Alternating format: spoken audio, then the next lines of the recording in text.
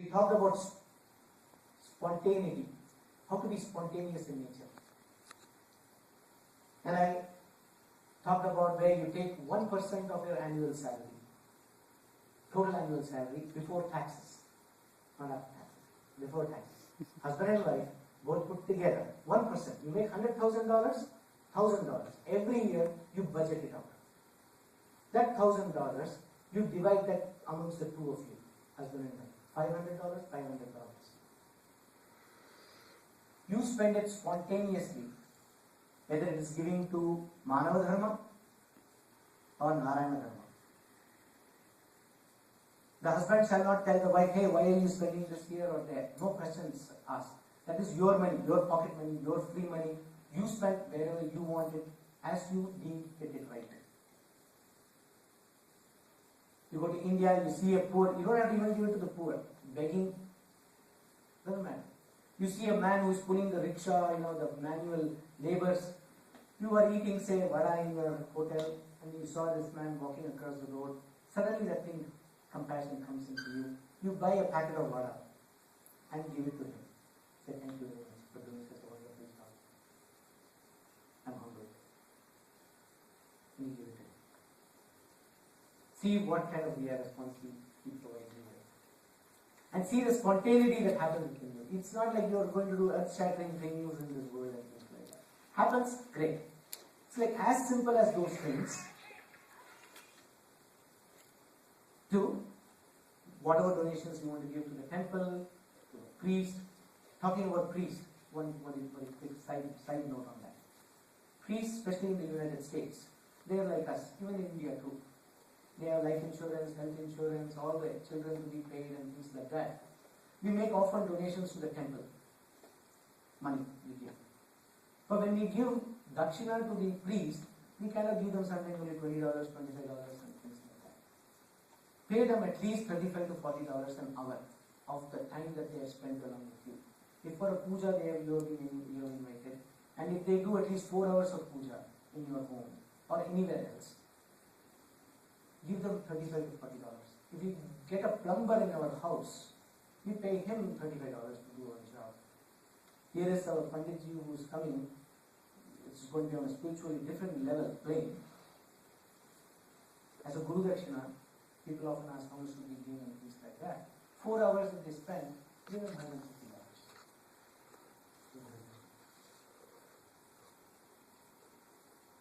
Okay, so going back to spontaneity.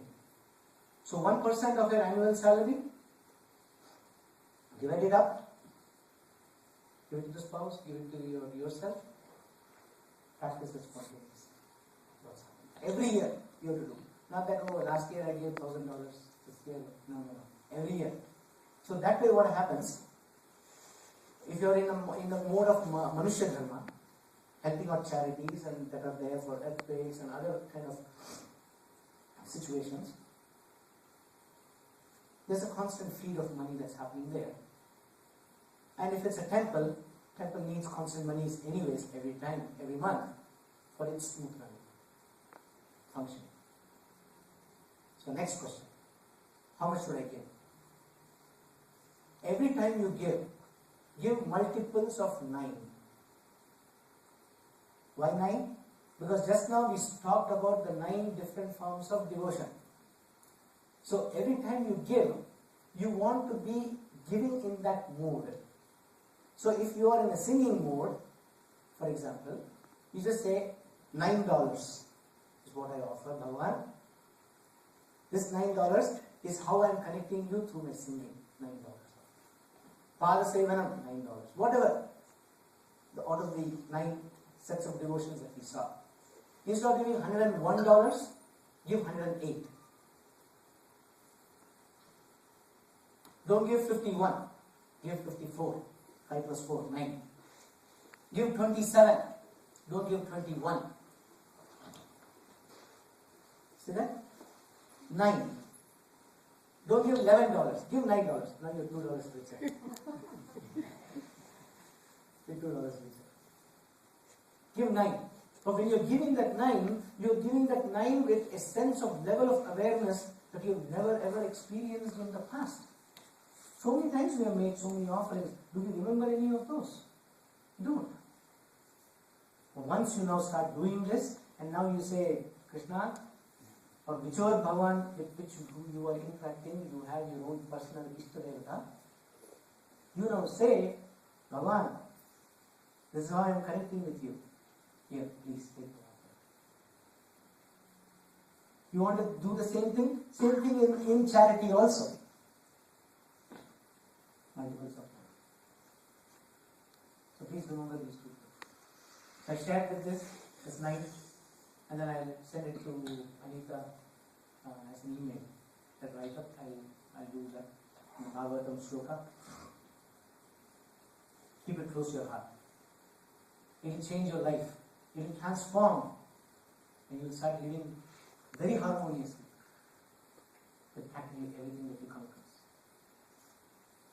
Okay. So now the second question. If we don't finish this, we will take this for the next month. The question was, so the first question before you came, Anita, was we talked about the desires, we talked about the children, negative children, we talked about the Walmart, how you prevent your children, negative children, anger and all those kind of things, how do I do it? So that was practical. Third one is, yeah, I understand all that, now how do I engage? Give me a practical example. So in response to that question was this 9 forms of devotion. That was extracted from Srimad Bhagavatam. So next question that came up was around sleep. And the question was, is this a spiritual question? And yes, every question is spiritual in nature. There's nothing which is not non-spiritual. So sleep. You remember I told you Bhagavan came into my life at the 40th day when Vishnu Sahasranam started in New Delhi. When my father started long time, 10 years ago. He came. So in Delhi, New Delhi, Ranganatha is a very big picture over here. And on the 25th anniversary, they took a picture. And ever since he has just traveled with me all the time. And then Hanuman is my guru, Hanuman Chalisa. I'll talk about Hanuman Chalisa probably next time. And the tunes and things like that. So, how we sleep is very important, okay, in a physical sense. So this is east, north, west, and south.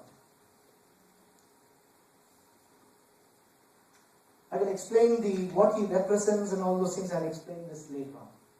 But in the interest of time, he's sleeping. Shankakaram bhujagasenam Padmanabham Suresham Vishwadharam Gaganasadarsam Megavannam Shubhangam.